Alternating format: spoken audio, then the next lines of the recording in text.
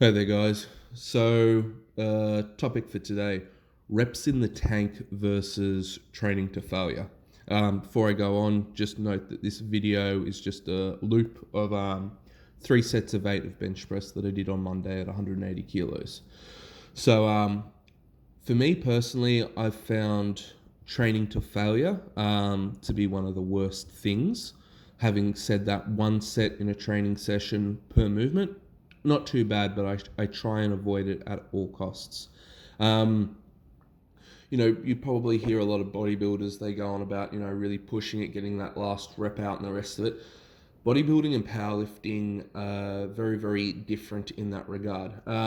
More so when you take a muscle group to failure, or should I say more, an exercise pattern being, say, the bench press to failure, the last thing your body sort of remembers is a breakdown in technique. Your body accumulates a whole lot of lactic acid as you're training, that muscle group. So locally, there's going to be a lot of lactic acid that interferes with the signal that your nervous system is sending because the pH is out, and basically you fail.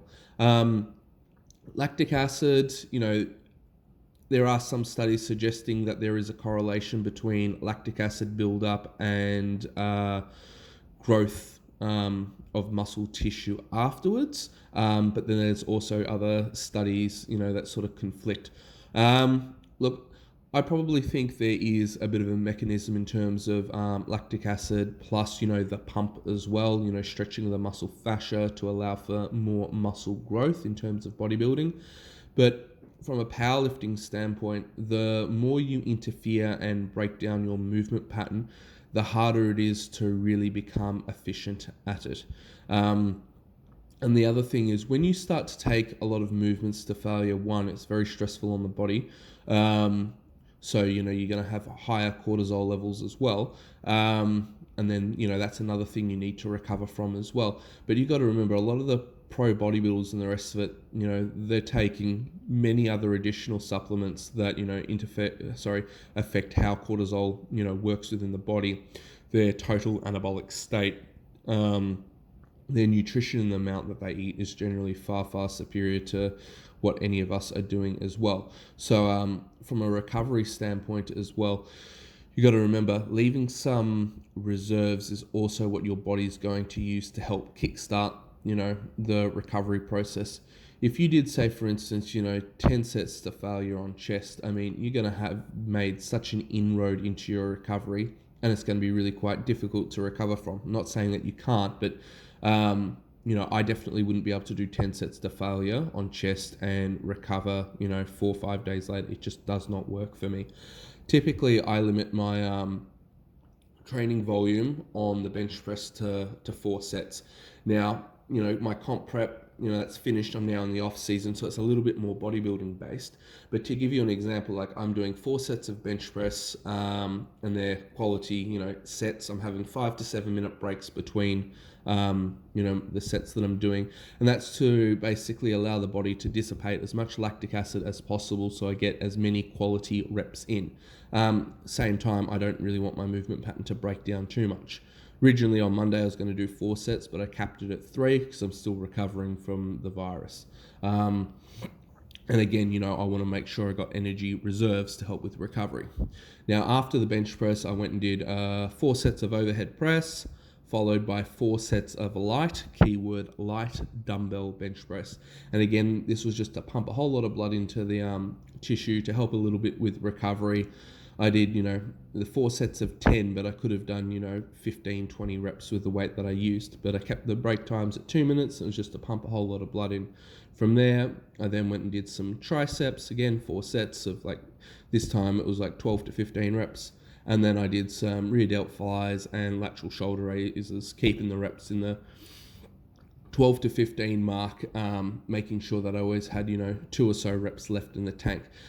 When you're trying to improve the bench press, obviously going to failure is never going to be ideal because the actual movement of the bench press, your weakness may not necessarily be targeted correctly within that movement pattern. So if you're failing at the top end, it could be, say, more triceps. So, you're better off going in doing direct tricep work, feeling the muscle, working it, and paying attention to progressive overload within, you know, that movement that you're trying to improve upon. Same thing could be said with shoulders. If it's your shoulders letting you down, shoulders typically just after midpoint of the bench press. That's where it hits for me anyway. So, you know, then you want to look more at your shoulder exercises and really pay attention to improving those. As I said, my 3 are the overhead press, and the other 2 minor ones for shoulder health and stability, lateral raises and rear delt flies. From that, on a separate day, you know, back as well. Just, you know, putting in some quality, either rows, chin-ups, pull-ups, whatever you want.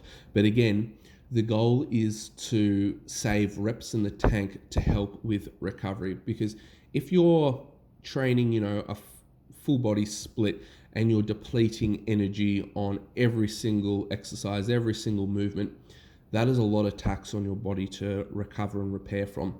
The more you can limit the damage done to all the other muscle groups, the more total energy and resources your body can direct to just healing what needs to be healed. So this off-season block, my goal is to bring the bench press up significantly. So that means, you know, all my squats, the rest of it, they're going to take a significant back step. I'm just going to maintenance squat, you know, 250 pause. I'm not going to try and do anything crazy. It's just going to be maintenance volume, because I want to put the least amount of stress on the body, keep as many reps in the tank from like a full body perspective, so I have better chances of recovering from bench press and sending that lift north. I